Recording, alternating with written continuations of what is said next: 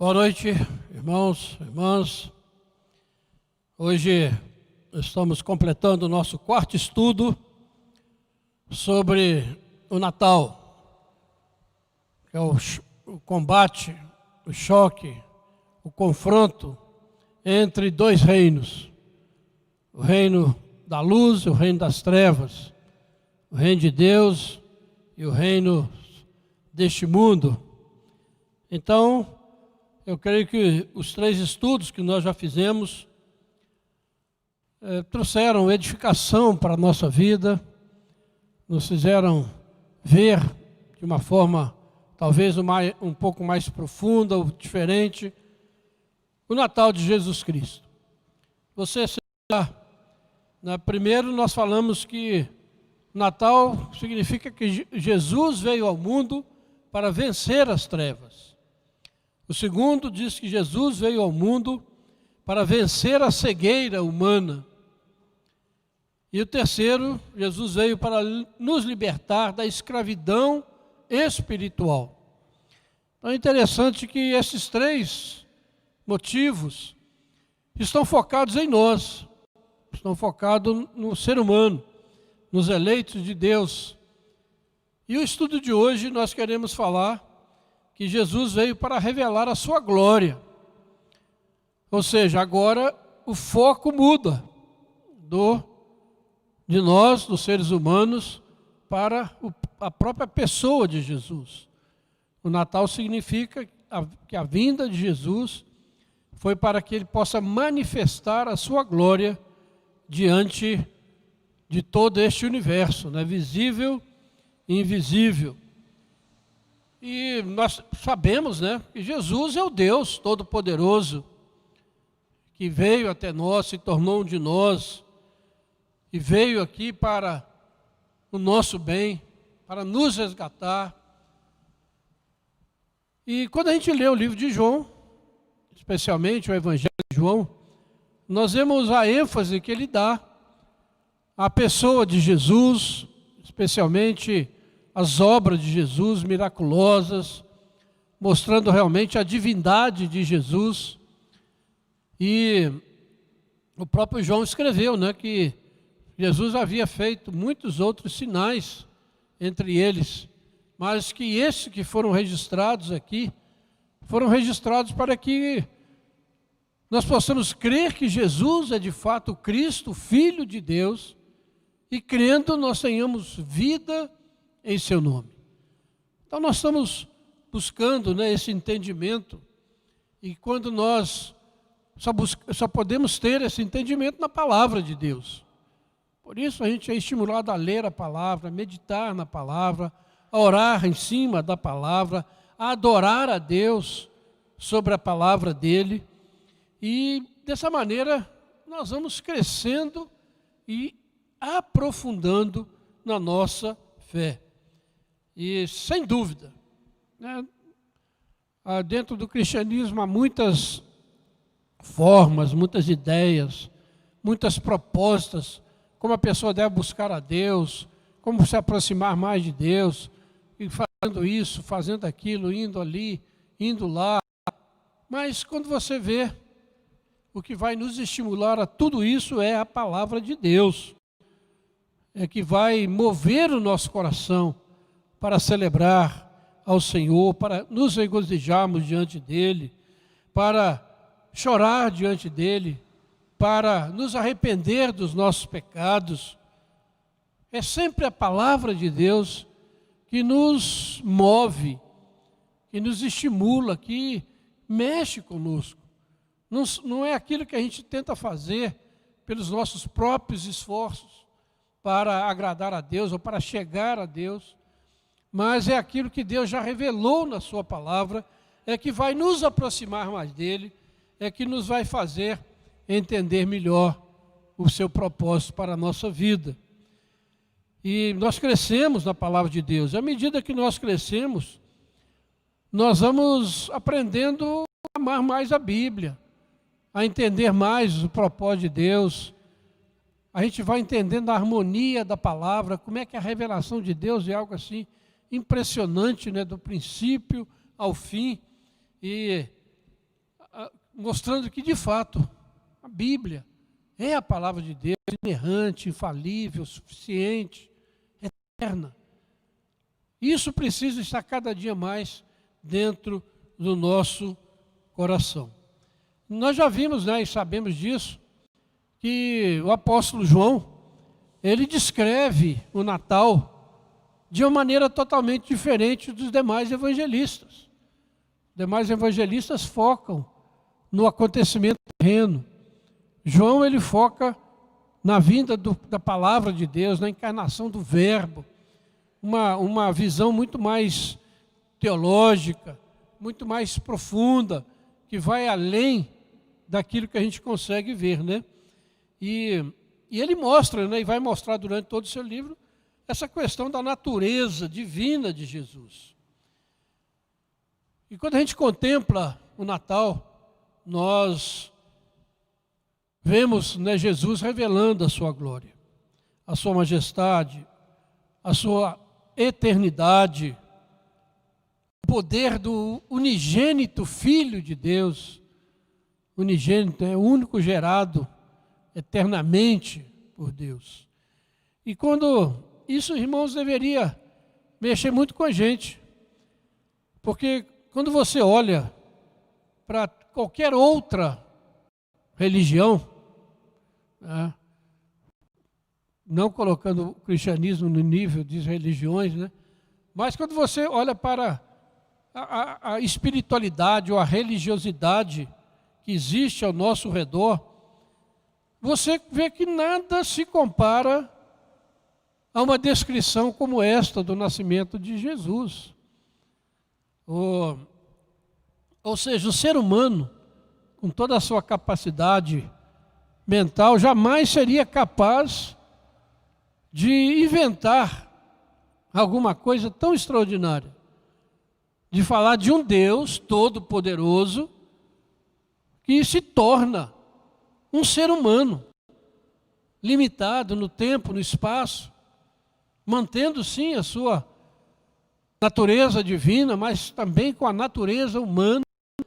Isso jamais passou na cabeça de qualquer fundador de religião, vamos dizer assim.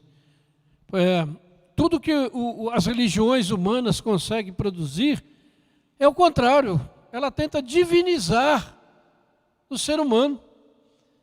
O cristianismo humaniza o Deus Todo-Poderoso. É o caminho totalmente inverso.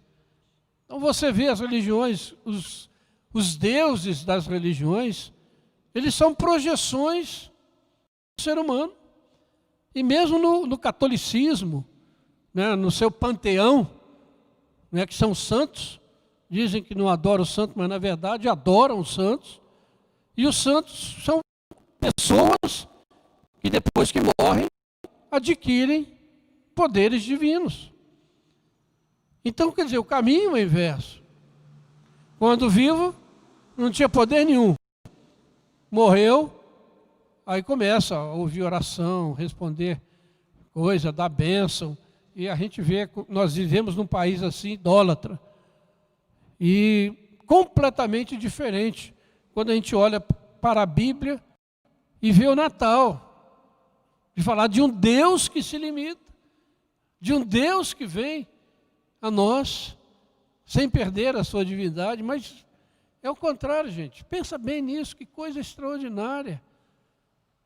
É aquilo que nós cremos, nós temos este privilégio de não crer em pessoas divinizadas, mas crer num Deus humanizado, que veio até nós. E o apóstolo João diz que nós vimos a sua glória, glória como do unigênito do Pai. E quando a gente pensa, né, no Natal e pensa nisso, acho que isso estimula a nossa fé, a nossa adoração, o nosso amor a Deus. Que Deus é esse? Podemos fazer essa pergunta: que Deus é esse? Que vem até nós, que sai da sua glória. Que coisa maravilhosa. Então, somente um Deus todo-poderoso é que poderia fazer algo como Ele fez no Natal. Então o Natal tem que se tornar um tempo de adoração, de muito júbilo, de muita gratidão, de muita alegria. por termos este Deus, o privilégio de ter um Deus assim. Um Deus que vem até nós e vem viver a vida do ser humano no mundo caído. E a palavra diz que ele foi igualzinho a nós em tudo, exceto no pecado. Então o Natal tem que trazer isso ao nosso coração, à nossa memória. Quem jamais poderia imaginar algo assim? Um Deus que não se apega à sua glória, mas que por amor a mim, a você, Ele a si mesmo se humilha, assume a forma de servo para nos dar a salvação eterna. Não é isso glorioso? Jesus nos está mostrando aí a sua glória, muito diferente da glória que do homem. Por isso Jesus disse, aqui mesmo no Evangelho de João, registra isso: eu não aceito glória que vem do homem. Essa glória que muitos buscam. Ele não aceita porque a glória dele é muito maior do que qualquer glória que nós, seres humanos, possamos dar a ele. Eu quero ler um texto aqui de João, Evangelho de João, capítulo 17, para que a gente possa meditar um pouquinho sobre esse texto da palavra de Deus. João 17, nós sabemos que é a oração sacerdotal de Jesus. A gente se lembra dessa conversa final de Jesus com os seus discípulos ali, naquele cenáculo. Depois Jesus sai dali, é preso, e logo depois é crucificado, morto, e ressuscita ao terceiro dia. Então ele faz essa oração. E nos primeiros 5 versículos, Jesus vai orar por ele. Depois, nos 16 a 19, ele vai orar pelos seus discípulos. E no final, nos versos 20 a 26, ele vai orar pela igreja, por todos nós. E eu acho linda essa expressão, quando ele diz que, no versículo 20, ele diz: não rogo somente por estes, mas também por aqueles que vierem a crer em mim, por intermédio da tua palavra. Você já parou para pensar? Jesus estava orando por você. Antes de nós nascermos, existirmos, Jesus já orava por nós, intercedia por nós. Gente, não há Deus mais extraordinário do que isso, que merece toda a nossa adoração, todo o nosso louvor, toda a nossa entrega. Antes de nascermos, Jesus já estava intercedendo por nós, pedindo que o Senhor nos guardasse, que o Senhor nos preservasse. Então vamos ler do verso 1 ao verso 5.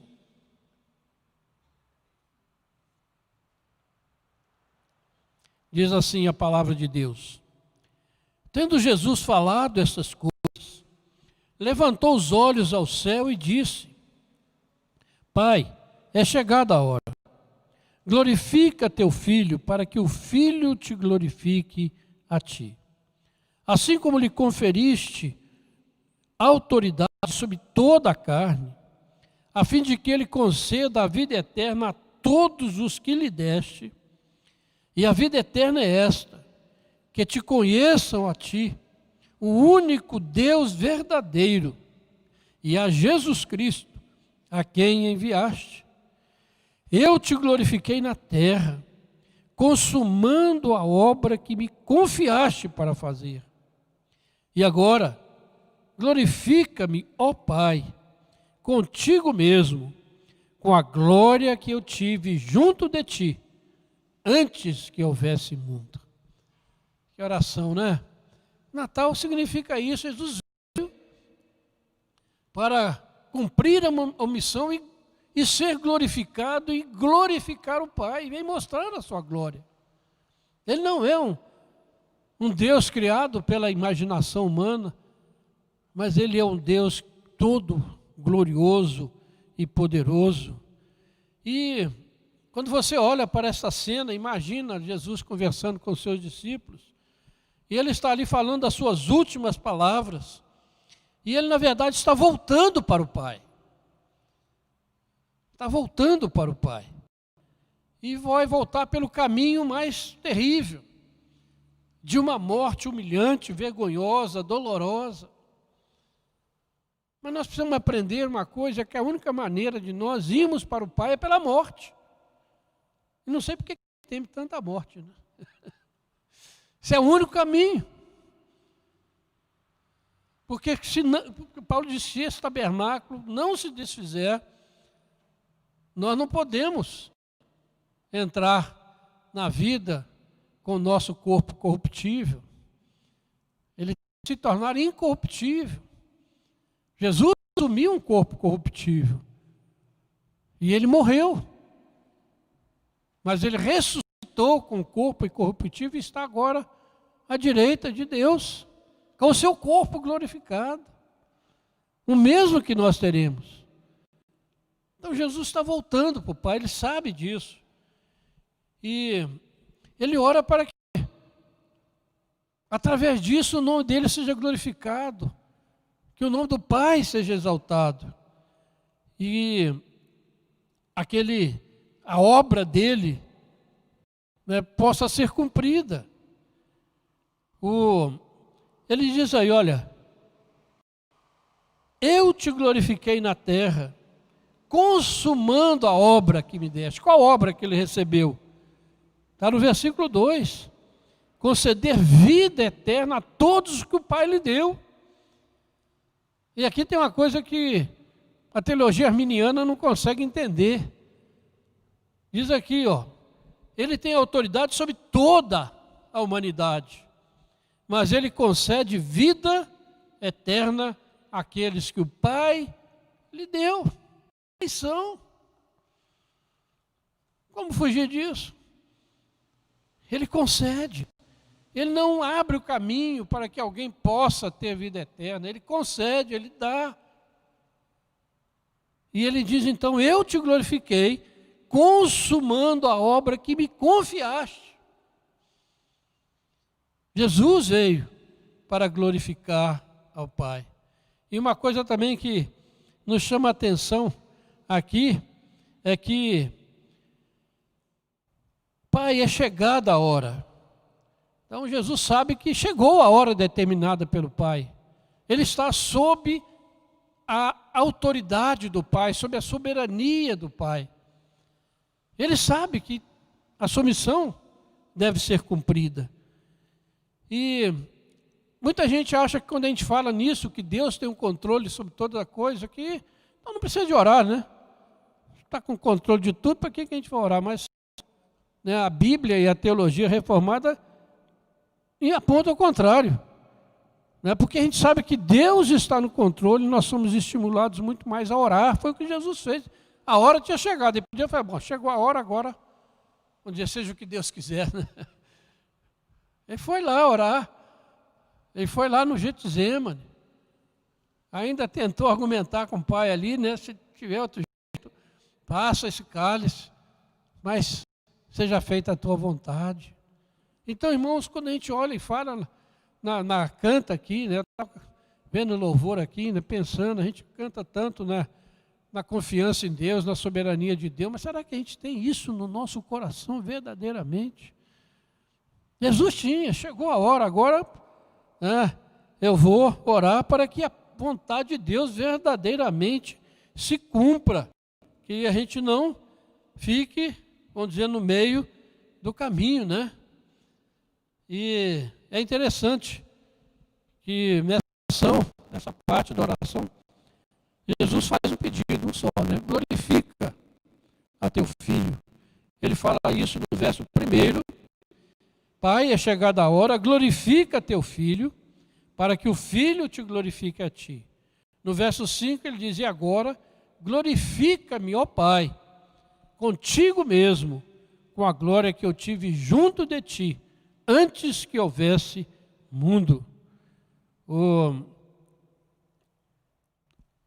a própria morte, né, de Jesus, aquilo que estava acontecendo com ele, que ele sabia que iria acontecer, né, essa morte dolorosa, na verdade se tornou, agora, depois, né, da morte e ressurreição de Jesus, o motivo pelo qual Jesus é glorificado em todo o mundo. Aquela morte difícil ali, nós glorificamos a Jesus porque Ele morreu no nosso lugar, enfrentou aquela cruz. Motivo de glória, Ele está sendo glorificado. Pai, glorifica-me. E quando alguém olhava para a cruz, os que estavam ali, aí já era, não perdeu, né, não conseguiu nada. Mas quando a gente olha para trás hoje, a gente vê, estamos aqui nesta noite glorificando o nome de Jesus, porque Ele veio e morreu no nosso lugar. E nós o glorificamos pela cruz, porque ali Ele entregou a sua vida de nós, né? E aqui no contexto dessa palavra, essa palavra primária, o significado primário da palavra glorificar é cobrir de esplendor. Ele pede que Deus o cubra de esplendor. Aquele alto esvaziamento que Ele teve lá na cruz, na sua vinda, na sua encarnação, Ele pede agora que isso seja, vamos dizer, Ele seja agora coberto com o esplendor que Ele sempre teve e sempre terá por toda a eternidade.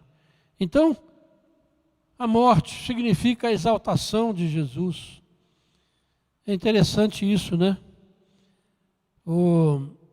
A cruz e a ressurreição estão associadas, né?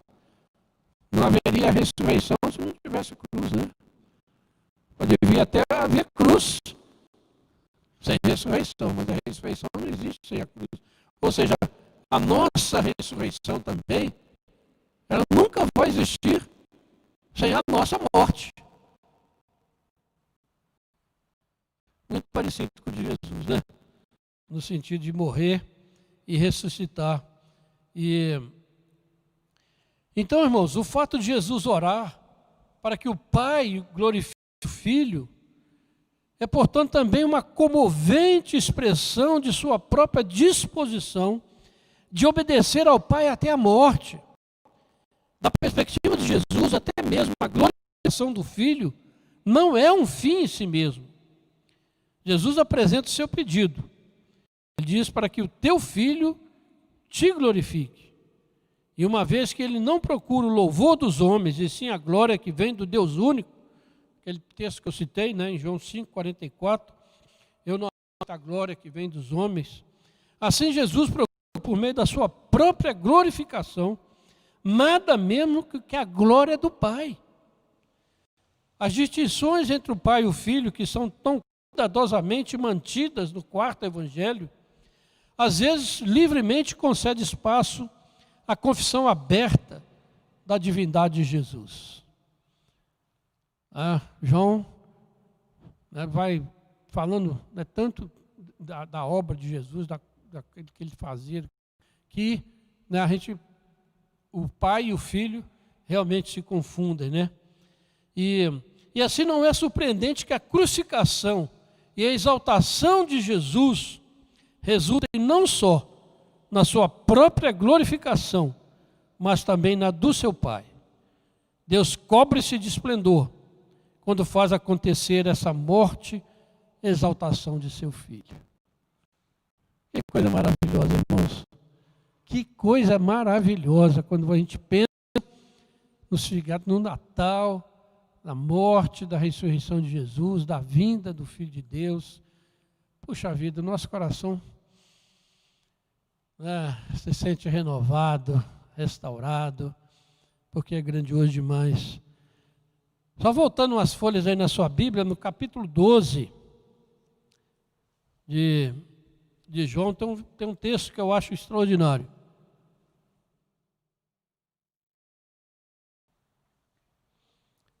eu já preguei nesse texto aqui, ele fala que alguns gregos desejam ver Jesus. Parece um episódio simples, né? Alguns gregos chegam lá, pedem para falar com Jesus, eles falam com Filipe, Filipe fala com André, aí o André Filipe e André vão lá falar com Jesus, tem uns gregos aí querendo falar com o Senhor. E realmente ouvi uma vez um comentário sobre isso, extraordinário. O que era isso? Era uma estratégia de Satanás para desviar Jesus da cruz. Ele está indo ali para a cruz. Ele entrou em Jerusalém, então ele já está ali na sua última semana. E alguém comentou isso, né, que pela dimensão da obra de Jesus, né, os gregos podem ter pensado, poxa, para que vai perder a sua vida tão cedo? Sou tão inteligente, tão capaz, vamos levar ele lá para Atenas, que a sede é da intelectualidade, né, dos pensadores, ele vai se tornar lá dos pensadores gregos, né, que tanto influenciaram o mundo, vai viver uma vida tranquila, vai morrer de velho. E era uma tentação para Jesus. Aí Jesus, no versículo 23, ele responde: é chegada a hora de ser glorificado o Filho de Deus. Veja como Jesus já entende o momento. E aqui ele ora, no versículo capítulo 17, chegou a hora. Então ele está dizendo, chegou a hora. Aí ele vai falar do grão, né, que se não cai na terra e não morre, não frutifica. Se ele fosse para Atenas, ele se tornaria um filósofo, mas não seria o salvador do mundo. Não morreria numa cruz, não entregaria a sua vida e ressuscitaria, né? E aí no versículo 26 ele diz, olha, se alguém me serve, siga-me, e onde eu estou, ali estará também o meu servo. E se alguém me servir, o Pai o honrará. Agora está angustiada a minha alma. E que direi eu? Pai, salva-me desta hora. Mas precisamente com este propósito eu vim para esta hora. Aí ele diz, né, Pai, glorifica o teu nome. Então veio uma voz do céu, eu já o glorifiquei e ainda o glorificarei. Ó glória, né? Ó glória. Que coisa maravilhosa é a palavra de Deus, né? A obra de Jesus por nós, né? Então, a gente vê Jesus compreendendo bem, né, o seu chamado, compreendendo bem a obra de Deus que ele veio fazer. Então ele está pedindo aqui que Deus restaure a glória que ele compartilhar com o Pai, antes que o mundo existisse. E quando ele se encarnou, ele se privou disso tudo. Jesus não está querendo, né, dizendo na lição, né, que Jesus está, não quer dizer que Jesus esteja pedindo que poderia ser chamado de uma desencarnação para retornar à glória que desfrutava antes. Quando a palavra diz, tornou-se carne, capítulo 1, 14, essa nova condição não objetivava ser temporária. Quando Jesus é glorificado, ele não deixa o seu corpo para trás em um túmulo, mas ressurge com um corpo transformado, glorificado, que retorna para o Pai. E assim, para a glória que o Filho tinha com o Pai antes que o mundo existisse. Jesus está hoje no céu com seu corpo glorificado, semelhante ao que nós teremos na ressurreição final, para sempre. Jesus terá um corpo. Você vê, o amor de Jesus por nós foi tão grande. É porque Deus é Espírito.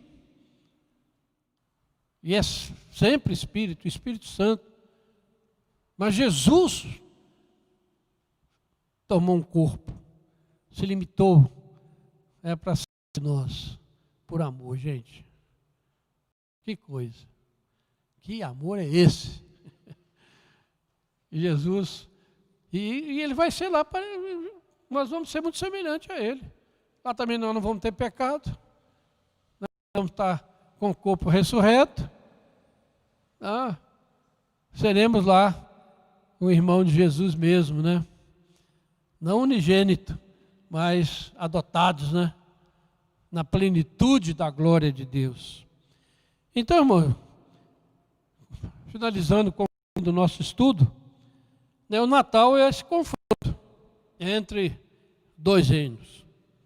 E nesses 4 estudos nós podemos caminhar um pouquinho em alguns significados. Né? A luz veio, confrontou as trevas do pecado e prevaleceu. Jesus nasceu. A verdade se fez carne e habitou entre nós, cheio de graça e de vida abundante. Nesses tempos sombrios e tenebrosos que nós vivemos, você então é chamado a celebrar a vitória do reino de Deus sobre o reino das trevas. Esse reino que já está presente na nossa vida. Por isso nós somos chamados a brilhar. Está presente no corpo de Cristo, na igreja. Mas ele será consumado na volta de Jesus, na sua plenitude, quando a glória eterna de Jesus será visível para todas as gerações, para todos até mesmo para aqueles que o traspassaram, se dobrarão diante dele, da sua glória. E nós podemos celebrar isso agora. Podemos lembrar disso nestes dias, de não ficarmos olhando e sendo massacrados por tantas coisas ruins, mas nós temos a grande notícia, boa notícia, que nós seremos glorificados com Ele. Glória a Deus. Então, Natal é o tempo de orarmos. Maranata, a hora vem, Senhor Jesus. Glorifica o Pai, entregando a Ele todos os eleitos que Ele lhe deu para salvar. Jesus disse que quer apresentar a sua igreja imaculada como noiva para o Pai. Ele terá cumprido toda a sua obra. Eu te glorifiquei, consumando a obra que me confiaste. Jesus glorificou a Deus, salvando aqueles que Deus lhe deu. Portanto, o Natal é um tempo de oração, de júbilo, de buscarmos a Deus, que vemos o projeto de Deus se cumprindo diante dos nossos olhos, irmãos.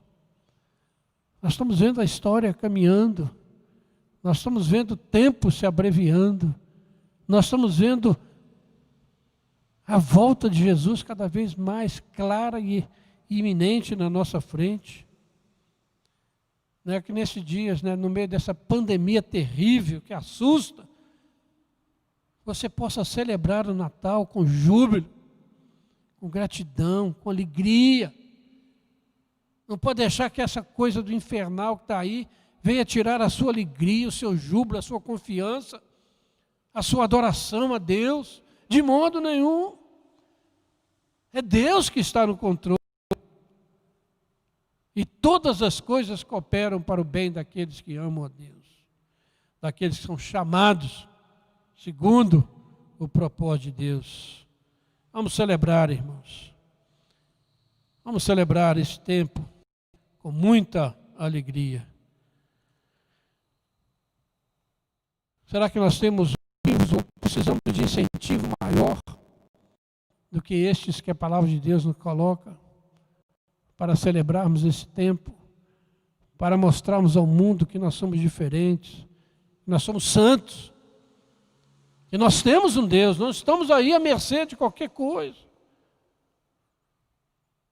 Como eu já disse, né, se nós, e diz a palavra, né, eu disse na vez passada, que se nós vivemos ou morremos, nós somos do Senhor. Não tem essa não nada nos separará do amor de Deus. Então por que te deixar abater, ficar preso a tantas coisas que esse mundo coloca sobre nós? Em Jesus, nós somos mais do que vencedores.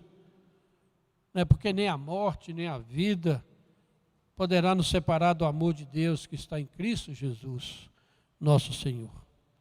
Por isso nós não podemos dizer Feliz Natal para todos, Feliz Natal. Desejar uns para os outros. Não é para, tem pandemia. O problema é da pandemia, pô. Eu vou celebrar, eu vou adorar, eu vou glorificar o meu Deus. Nada poderá nos separar. Que essa glória de Jesus seja refletida em sua vida, no seu comportamento, na sua celebração, na sua fidelidade ao corpo de Cristo, à igreja. Glorifique a Jesus com essas coisas. O mundo, ao ver tamanha glória refletida no corpo de Cristo, na igreja, não terá desculpas para a sua incredulidade. Não se deixe abater pela aparência das coisas que acontecem ao seu redor. Mas levante-se nesse Natal e nesse ano que se aproxima para refletir a glória de Jesus, porque Ele é todo glorioso.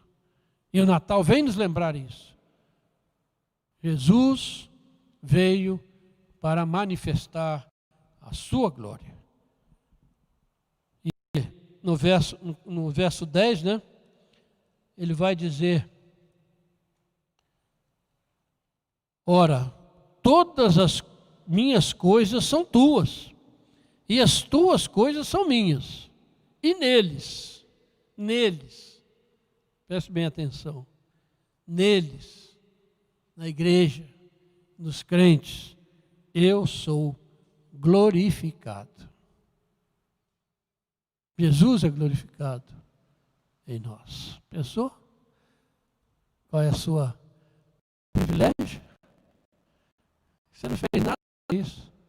Jesus já fez tudo. A gente já vai refletir a glória dele. Que Deus nos abençoe, irmãos. Nessa aproximação aí da reta final, do Natal, Ano Novo, que a gente possa cada vez mais se apegar a essa palavra bendita, inspirada, eterna, que nos estimula, que nos move, que mexe com as nossas entranhas e nos faz aproximar muito mais de Deus. Que Deus nos abençoe. Amém. Vamos orar?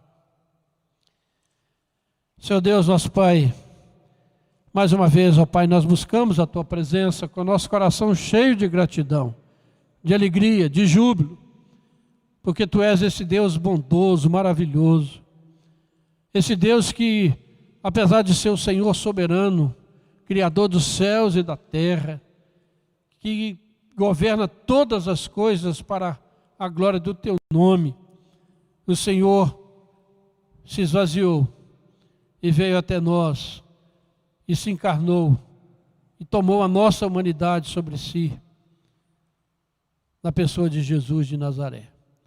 Obrigado, porque Jesus se tornou o Cristo, Filho de Deus, aquele que na sua morte, na sua ressurreição, glorificou o Teu nome.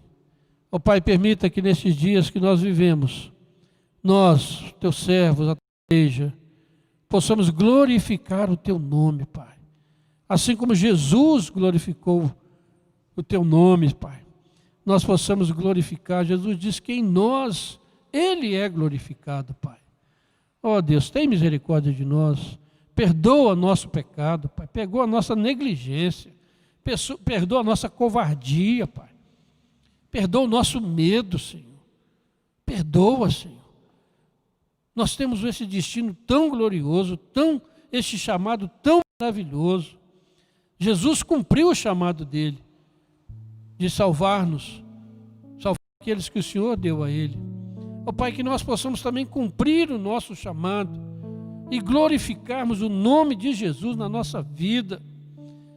no nosso dia a dia, naquilo que fazemos, naquilo que cremos, naquilo que esperamos, Senhor.